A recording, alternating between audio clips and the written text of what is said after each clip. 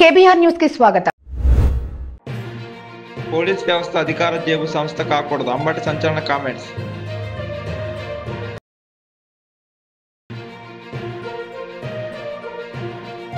ఎన్టీఆర్ మావాడే, పురంధేశ్వరి సంచలన వ్యాఖ్యలు.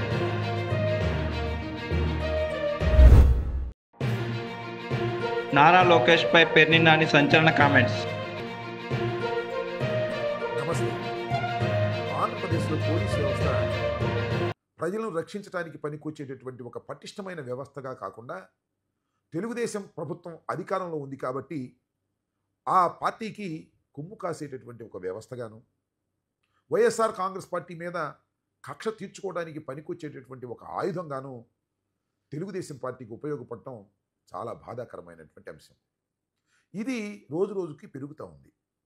ఈ మధ్యన జరుగుతున్నటువంటి సంఘటనలు చూస్తే అసలు ఈ పోలీస్ వ్యవస్థ వల్ల సమాజానికి ప్రమాదం కలుగుతుందేమోననేటువంటి భయం కూడా కలిగేటటువంటి పరిస్థితి ఏర్పడుతుంది. తెలుగుదేశం పార్టీ కూటమి ప్రభుత్వం అధికారంలోకి వచ్చిన తొలి రోజుల్లో తెలుగుదేశం పార్టీ కార్యకర్తలు వైసీపీ కార్యకర్తల మీద దౌర్జన్యాలు చేశారు. వాటిని అరికట్టడంలో పోలీసు యంత్రాంగం పూర్తిగా విఫలమైంది. సరే, అదొక ప్రమాదం అనుకోండి. ఇవాళ తెలుగుదేశం కార్యకర్తలు దూకుడు తగ్గింది, పోలీసు వారే దూకుడు పెంచి పోలీసు వారే దౌర్జన్యాలు చేసేటటువంటి పరిస్థితికి రావడం అనేది ఒక విధంగా అరాచకం వైపు సమాజం నడుస్తుందేమోననేటువంటి ఒక భయాందోళనలు కలుగుతూ ఉన్నాయి. ఈ మధ్య రాజధాని చుట్టుపక్కల ప్రాంతాల్లో జరిగినటువంటి కొన్ని సంఘటనలు, ముఖ్యంగా నిన్న చిలకలూరుపేటలో జరిగినటువంటి సంఘటన మరింత భయాందోళనకు గురి చేస్తుంది. ఒక శ్రీకాంత్ రెడ్డి అనేటువంటి ఒక వ్యక్తిని అరెస్టు చేయడం కోసం రజనీ గారి కారులోకి వెళ్ళి రజనీ గారిని బయటకు లాగేసి దౌర్జన్యం చేసి కారులోకి దొరబడి ఆ సిఐ గారు ఆ శ్రీకాంత్ రెడ్డిని చొక్కా పట్టుకొని బయటకు ఈడ్చుకొచ్చాడు. అది కాకి దుస్తులు ధరించినటువంటి ఒక పోలీసు ఆ విధంగా చేశాడు. ఆయన పోలీసా లేకపోతే రౌడీనా అనేటువంటి పరిస్థితి ఆ సీన్ చూస్తే ఎవరికైనా అర్థమవుతుంది. అసలు ఏంటిది? శ్రీకాంత్ రెడ్డిని ఎందుకు అరెస్ట్ చేయాల్సి వచ్చింది? ఆయన చేసిన తప్పేమిటి? శ్రీకాంత్ రెడ్డి ఎవరు అనే విషయాలు కొద్దిగా ఇక్కడ మనం చర్చించుకుందాం. మాజీ మంత్రివర్యులు ఆమె దగ్గర పనిచేసేటటువంటి ఒక యువకుడు, ఆయన మీద ఒక ఫాల్స్ కేసు పెట్టారు. ఎప్పుడు పెట్టారో తెలుసా? నిన్న ఉదయమే. ఎప్పుడు జరిగిందో సంఘటన తెలుసా? ఆ ఎఫ్ఐఆర్ ప్రకారం వైఎస్ఆర్ కాంగ్రెస్ పార్టీ అధికారంలో ఉన్నప్పుడు జరిగినటువంటి సంఘటనని నిన్న ఉదయం కంప్లైంట్ చేస్తే రిజిస్టర్ చేశారు. సిఐ గారు వెంటనే హుటాహుటిన వెళ్ళి ఆయన పట్టుకురావడానికి ప్రయత్నం చేశారు. ప్రయత్నం ఉందిలే, రజనీ గారిని మ్యాన్ హ్యాండిల్ చేసేదానికి వెళ్ళిపోయారు. ఆ సుబ్బనాయుడు గారు అంటే ఆయన సిఐ గారు చాలా అమితోత్సాహాన్ని ప్రదర్శించారు. రజనీ గారి కారులోకి వెళ్ళి రజనీ గారు నివారిస్తున్న శ్రీకాంత్ రెడ్డిని చొక్కా పట్టుకొని ఒక రౌడీని, ఒక సంఘ విద్రోహ శక్తిని లాక్కొచ్చినట్టు లాక్కొచ్చారు. లాక్కొచ్చి ఏం చేశారబ్బా? మళ్ళీ నెక్స్ట్ రోజు కోర్టులో ప్రొడ్యూస్ చేశారు. ప్రొడ్యూస్ చేస్తే ఏమైంది? కోర్టు వారు ఇది కేవలం 41 నోటీస్ ఇచ్చి పంపించేటటువంటి కేసు అని వెంటనే బెయిల్ ఇచ్చి వదిలేశారు. ఏమైంది సుబ్బనాయుడు గారు? మీరు చేసినటువంటి ఈ దౌర్జన్య కాండ వలన ఏం జరిగిందో ఒక్కసారి ఆలోచించుకోండి. 41 నోటీస్ ఇచ్చి పంపించేసేటటువంటి కేసులో ఒక ఎక్యూజ్డ్ని మీరు తీసుకురావడం కోసం మాజీ మంత్రివర్యులు మహిళ అయినటువంటి రజనీ గారిని కూడా మ్యాన్ హ్యాండిల్ చేసే స్థాయికి మీరు వెళ్ళారు అంటే మీరు పోలీస్ ఆఫీసరా, లేకపోతే తెలుగుదేశం పార్టీకి తరపున గూండాగిరి చేయడానికి మీరు కాకి బట్టలు వేసుకున్నారా అనేటువంటి సందేహం నాకే కాదు, ఆ సంఘటన విన్నవారికి చూసిన వారికి కూడా అనుమానం కలుగుతుంది. నేను ఏమంటానంటే, సుబ్బనాయుడు గారు మీరు సిఐగా వచ్చారు, పత్తిపాటి పుల్లారావు గారు మిమ్మల్ని బహుశా అక్కడ సిఐగా వేశారు. వేస్తే అంత అమితోత్సాహం ఏంటండి మీకు? నాకు అర్థం కాలేదు. అంటే శాశ్వతంగా పత్తిపాటి పుల్లారావు గారు శాసనసభ్యుడిగా ఉంటాడనా, లేకపోతే తెలుగుదేశం పార్టీని శాశ్వతంగా అధికారంలో ఉంటుందా? మళ్ళీ మేము రామా? మేము వస్తే మరి అప్పుడు పరిస్థితి ఏంటి? మేము కూడా ఇలాగే వాడిని పట్టుకురా వీడిని పట్టుకురా అని పంపిస్తే మీరు పట్టుకొస్తారా? ఇదేనా పోలీసులు చేయాల్సినటువంటి కర్తవ్యం, ధర్మం? పోలీసులు చేయవలసింది ఏమిటి? లా అండ్ ఆర్డర్ను కాపాడేటటువంటి పరిస్థితి తీసుకురావాలి. సంఘ విద్రోహ శక్తులు ఎవరన్నా ఉంటే వారిని అణిచివేయడానికి ప్రయత్నం చేయాలి. అరే మీ దుంపదేగా మీరే సంఘ విద్రోహ శక్తుల్లాగా తయారైపోతే ఎలా సమాజం బతికేదని అడుగుతా ఉన్నా. తెలుగుదేశం పార్టీ శాశ్వతంగా అధికారంలో ఉండదు, గుర్తుపెట్టుకోండి. ఇంతకు ముందు కూడా ఎప్పుడూ లేదు. ఏదో ఒకసారి ఉండొచ్చు, మళ్ళీ ఇంకోసారి మేము రావచ్చు. ఈ పరిస్థితులన్నీ ఊహించుకొని మీరు చేస్తున్నారా, లేక కాస్త అధికార మదం ఉందనే ఉద్దేశంతో వారి మాటలు విని మీరు ఈ కార్యక్రమాలకు ముందుకు వస్తున్నారా? ఒక్కసారి ఆలోచించుకోవాల్సినటువంటి అవసరం మీలాంటి సిఐలకు ఉందని ఈ సందర్భంగా నేను చెప్పదలుచుకున్నాను. మేమేం మర్చిపోతాం అనుకోకండి. మేము మర్చిపోయినా మా కార్యకర్తలు ఇవన్నీ కూడా గుర్తుపెట్టుకునే ఉంటారు. మళ్ళీ తిరిగి మా అధికారంలోకి వచ్చినప్పుడు మీ మీద మమ్మల్ని దౌర్జన్యం చేయమని అంటారు. సరే మేము చేయమనుకోండి. అయితే ఇవాళ ఏం జరుగుతుంది రాష్ట్రంలో? ఇవాళ రాష్ట్రంలో డీజీ స్థాయిలో ఉన్నటువంటి వ్యక్తుల్ని కూడా అరెస్ట్ చేసి జైల్లో పెట్టేటటువంటి కార్యక్రమాన్ని తెలుగుదేశం పార్టీ తీసుకుంది. మరి మీరేం లెక్క? సుబ్బరాయుడు గారు, సిఐ గారు ప్రమోషన్ మీద వచ్చిన ఆయన మిమ్మల్ని జైల్లో పెట్టడం ఏమైనా లెక్క అండి? ప్రభుత్వం తలుచుకుంటే సరే, ఈ ప్రభుత్వమే శాశ్వతంగా ఉంటే, చంద్రబాబే శాశ్వతంగా ఉంటే, పత్తిపాటి పుల్లారావే శాశ్వతంగా ఉంటే అది జరగకపోవచ్చు. శాశ్వతంగా లేకపోతే అది కూడా జరగవచ్చుగా. ఎందుకంటే మీరు ఆలోచించుకోరు. ఈ మధ్యన పోలీసు వారు బాగా రెచ్చిపోతూ ఉన్నారు. ఇది చాలా దుర్మార్గమైనటువంటి అంశం. ఇక్కడే కాదు, మొన్నే కంతేరులో ఒక ఎంపీటీసీని ఆమెని అరెస్ట్ చేసి తీసుకొచ్చారు.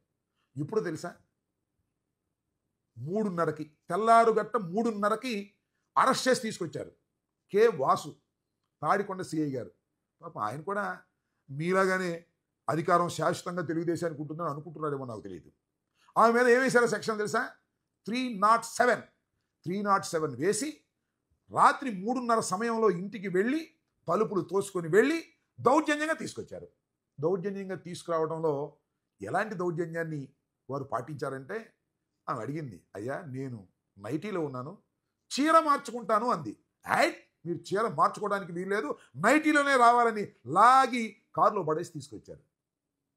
ఏమండి వాసు గారు, మీరు సిఐయా లేక సంఘ విద్రోహ శక్తులా? ఎవరిని ఎలా ట్యాకిల్ చేయాలో మీకు తెలియకపోతే మీరు పోలీస్ అధికారులుగా ఉండి సమాజానికి ఏం మేలు చేస్తారు? ఒకసారి మీరు ఆలోచించుకోవాలని కూడా ఈ సందర్భంగా నేను మనవి చేస్తున్నా. వలపర్ల కల్పన, ఆమె ఎంపీటీసీ కూడా, ఒక దళిత మహిళ. ఆమెని ఆ రకంగా మీరు హ్యాండిల్ చేశారే, దీనికి తెలుగుదేశం పోవసర్లా. తెలుగుదేశం ఉండంగానే మీరు మూల్యం చెల్లించవలసినటువంటి పరిస్థితి కల్పించడానికి తప్పనిసరిగా ప్రయత్నం చేస్తాం. ఎందుకంటే న్యాయస్థానాలు కూడా ఉన్నాయనే విషయాన్ని మీరు మర్చిపోతున్నారు. కేవలం మిమ్మల్ని ట్రాన్స్ఫర్ చేయడానికి ఎమ్మెల్యేలు ఉండొచ్చు, లేదా మంత్రులు ఉండొచ్చు, కానీ మీరు చేసే ప్రతి కార్యక్రమాన్ని అబ్జర్వ్ చేయడానికి న్యాయస్థానాలు ఉన్నాయనే విషయాన్ని మీరు మతిమరుపులో పెట్టేసినట్టున్నారు. దీనికి కూడా మీరు మూల్యం చెల్లించవలసినటువంటి అవసరం ఉంటుందని కూడా ఈ సందర్భంగా నేను చెప్పదలుచుకున్నాను. ఇకపోతే దాచేపల్లి సిఐ గారు, పొన్నూరు భాస్కర్, ఈయన కూడా కాస్త మితిమీరి ప్రవర్తించారు. అదేంటంటే, పాలేటి కృష్ణవేణిని హైదరాబాదులో అరెస్ట్ చేసి తీసుకొచ్చారు. తీసుకొచ్చి దాచేపల్లి పోలీస్ స్టేషన్లో అర్ధరాత్రి 2 గంటలకు విచారణ జరిపారండి ఈ భాస్కర్ గారు, సిఐ గారు. అంతేకాదు, ఎవరైనా వచ్చి ఆమెను పలకరిస్తారనో, వైసీపీ కార్యకర్తలు వస్తారనో పోలీస్ స్టేషన్కి తాళాలు వేసేశారు. అంటే బేడీలేసి పోలీస్ స్టేషన్ మూసేశారు. తర్వాత కోర్టులో ప్రొడ్యూస్ చేశారు.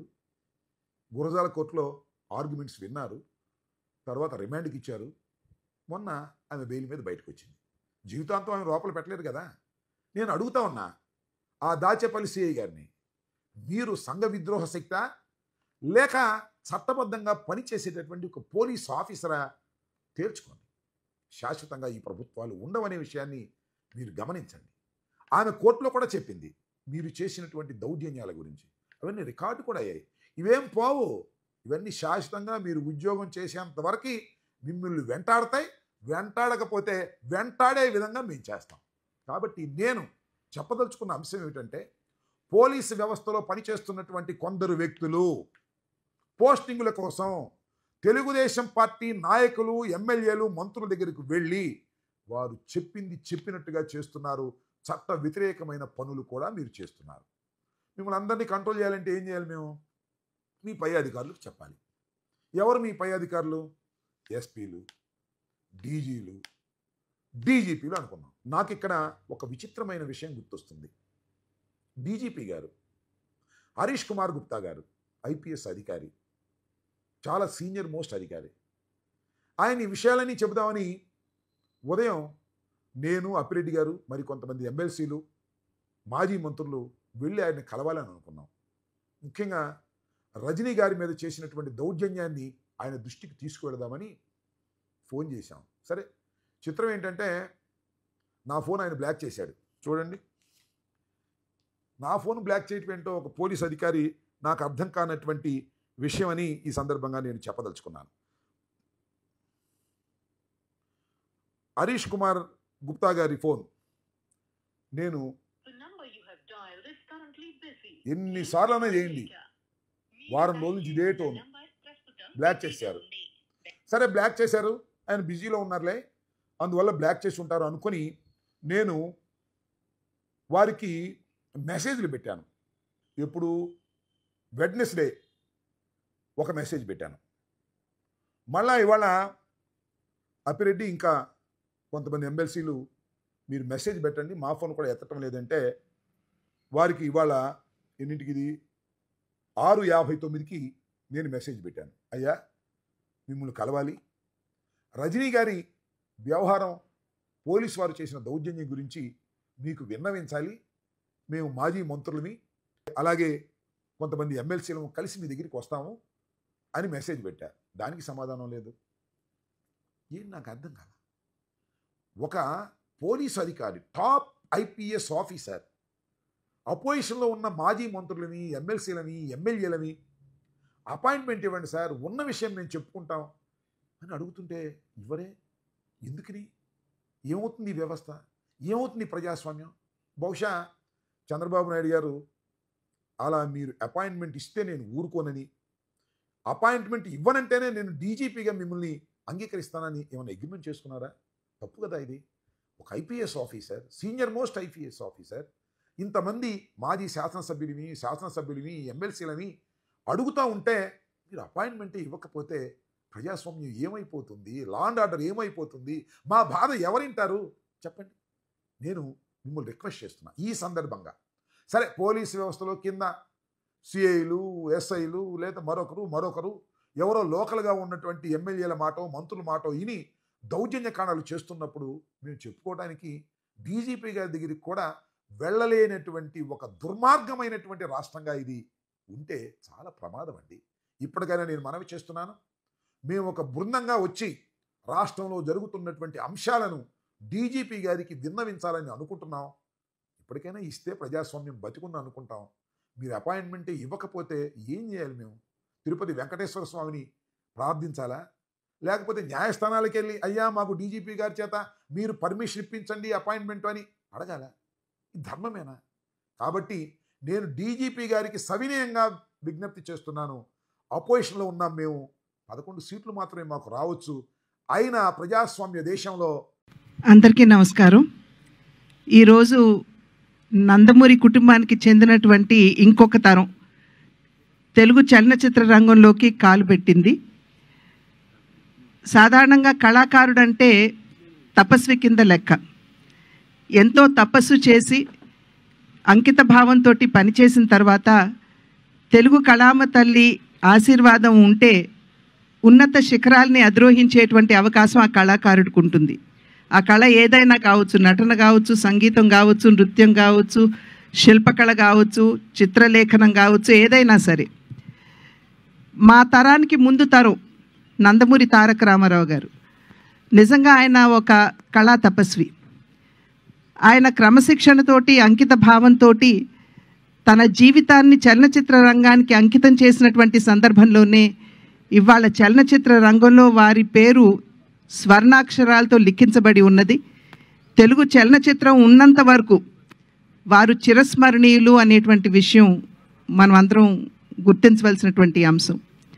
ఆ తర్వాతి తరానికి వచ్చేటప్పటికి నందమూరి బాలకృష్ణ, నందమూరి హరికృష్ణ గారు, వారిరువురు కూడా చలనచిత్ర రంగమే ఉచ్చ నిశ్వాసాలుగా తెలుగు కళామ తల్లికి సేవలు అందించినటువంటి నేపథ్యంలో వారు కూడా తెలుగు చలనచిత్ర రంగంపై చెరగని ముద్ర వేసినటువంటి విషయం. ఆ తరువాతి తరం నందమూరి కళ్యాణరామ్, నందమూరి తారక రామారావు వారు కూడా అంకిత భావంతో పనిచేసినటువంటి సందర్భంలో వారు కూడా చలనచిత్ర రంగంలో తమ ఉనికిని చాటుకున్నటువంటి విషయం మనందరికీ తెలుసు. అదే విధంగా ఇప్పుడు ఆ తర్వాతి తరం నందమూరి తారక రామారావు, అంటే మేము ముద్దుగా రామ్ అని పిలుచుకునేటువంటి నందమూరి తారక రామారావు ఇవాళ చలనచిత్ర రంగ అరంగేట్రం చేయటం జరిగింది. ఆ బిడ్డకి ఖచ్చితంగా తెలుగు కళామ తల్లి ఆశీర్వాదంతో, మా తండ్రి గారు నందమూరి తారక రామారావు గారి ఆశీస్సులు, అదేవిధంగా మా అన్న నందమూరి హరికృష్ణ గారు తప్పకుండా వారు ఇందాక చెప్పినట్టుగా ఆయన ఆకాశం నుండి తన మనవణ్ణి చూసుకుని మురిసిపోతూ ఉండుంటారు. అదేవిధంగా జానకిరామ్ యొక్క ఆశీస్సులు కూడా ఖచ్చితంగా రామ్కి ఉంటాయి అని చెప్పి విశ్వసిస్తూ మా అందరి ఆశీస్సులు కూడా ఎప్పుడూ కూడా అతనికి ఉంటాయి అని చెప్పి తెలియజేసుకుంటున్నాను. అదేవిధంగా వైవిఎస్ చౌదరి గారు, ఆంజనేయుడి హృదయంలో రాముడు ఏ విధంగా కొలువు తీరి ఉంటారో వైవిఎస్ చౌదరి గారి హృదయంలో, స్మృతిలో నందమూరి తారక రామారావు గారు కొలువు తీరి ఉంటారు. ఆ నందమూరి తారక రామారావు గారి పట్ల వారికి ఉన్నటువంటి పూజ్యభావాన్ని తెలియజేసుకుంటూనే ఎన్టీఆర్ అనేటువంటి బ్యానర్ తోటి, అంటే న్యూ టాలెంట్ రోర్స్ అనేటువంటి బ్యానర్ తోటి వారు ముందుకు రావడం, దానిలో నందమూరి తారక రామారావు అంటే రామ్ని వారు పరిచయం చేయడం, ఈ కార్యక్రమానికి వెన్నంటి తన సహకారాన్ని అందిస్తున్నటువంటి యలమంచి గీత గారికి కూడా నా యొక్క అభినందనలు తెలియజేసుకుంటూ, శుభాకాంక్షలు తెలియజేసుకుంటూ, ఖచ్చితంగా ఈ సినిమా అద్భుతంగా రాణించాలి అని చెప్పి ఆ భగవంతుడిని ప్రార్థిస్తూ రామ్కి మా ఆశీస్సులు ఎల్లప్పుడూ ఉంటాయి అని చెప్పి తెలియజేసుకుంటున్నాను.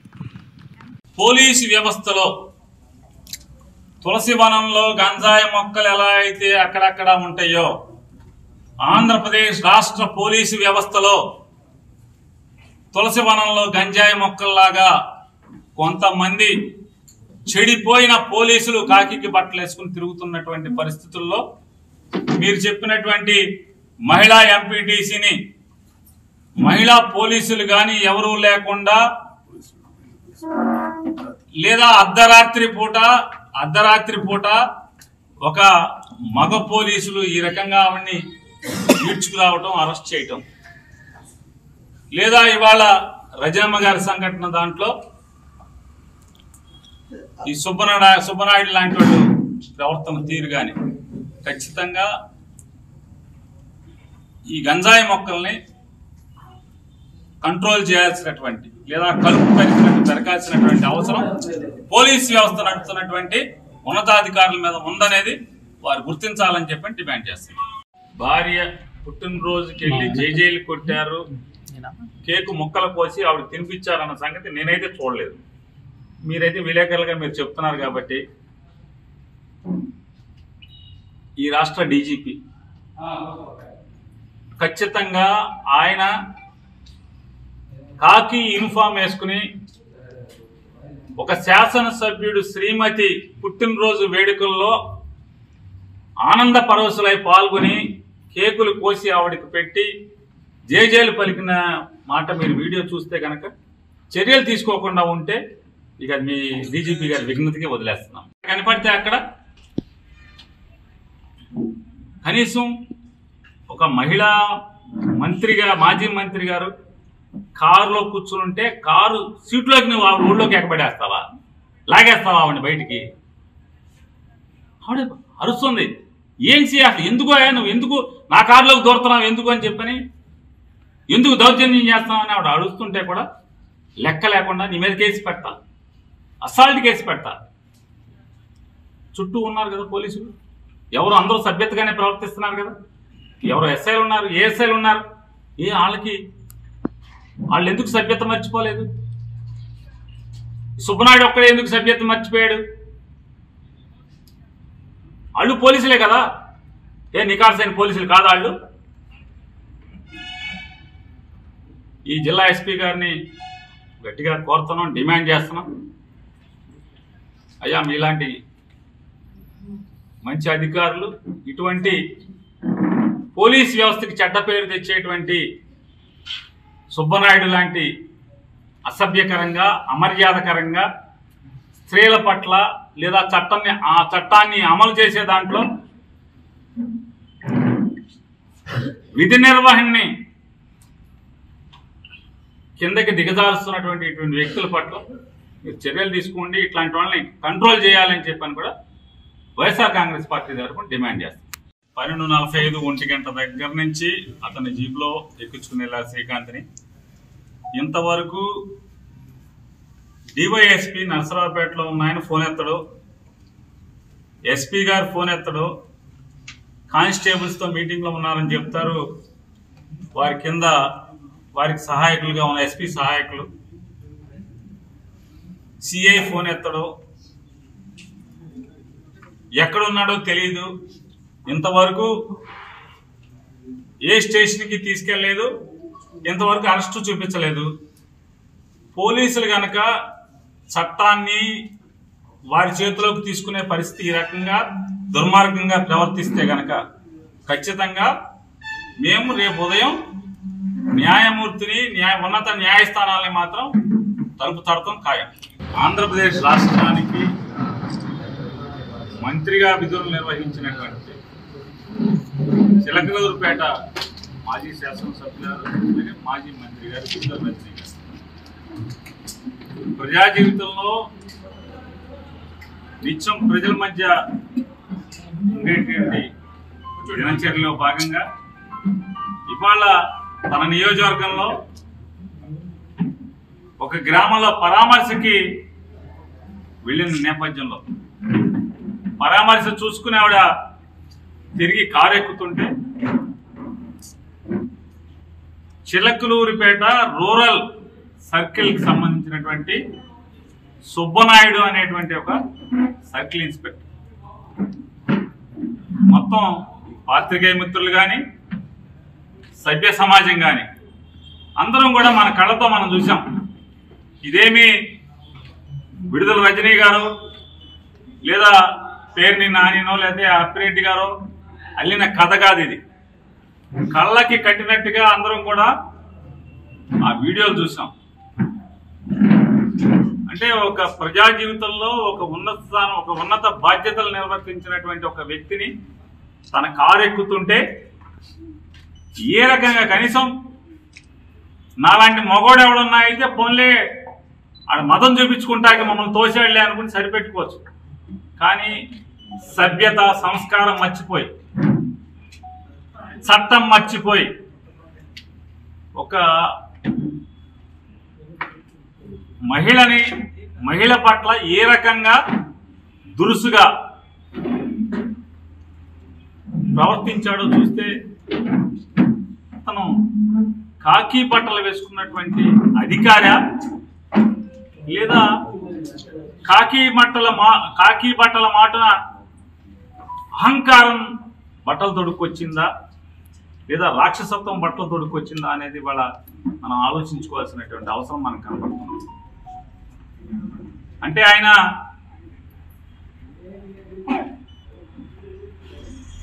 అదృష్టవశాత్తు ఒక సర్కిల్ ఇన్స్పెక్టర్ అనేటువంటి ఒక ఉద్యోగంలో ఉన్నాననేటువంటి అహంకారంతో చట్టాన్ని మీరి ఎవరినైనా, చట్టం ఏం చెప్తుంది, ఎవరినైనా మీరు ఎటువంటి నేరంలో అయినా అరెస్టు చేయదలుచుకుంటే ఖచ్చితంగా అయితే ఎఫ్ఐఆర్ చూపించాలి లేదా నోటీస్ ఇవ్వాలి. ఎటువంటి కాగితం చూపించడు, ఎటువంటి కారణం చెప్పడు.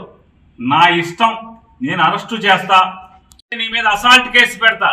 మీరు విన్నారు, అవసరమైతే అసాల్ట్ కేసు పెడతా అంట రజనమ్మ గారి మీద. ఆవిడ కారులో ఆవిడ కూర్చుని ఉంటే ఆ డోర్ లాగి ఆవిడ్ని బయటకు లాగుతాడు. మహిళ అనేటువంటి విచక్షణ లేకుండా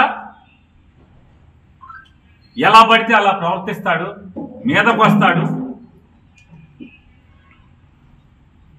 మన ఇంట్లో ఆడవాళ్ళు లేరా? ఇంట్లో తాడి కట్టిన వాళ్ళు లేదా? జన్మనిచ్చిన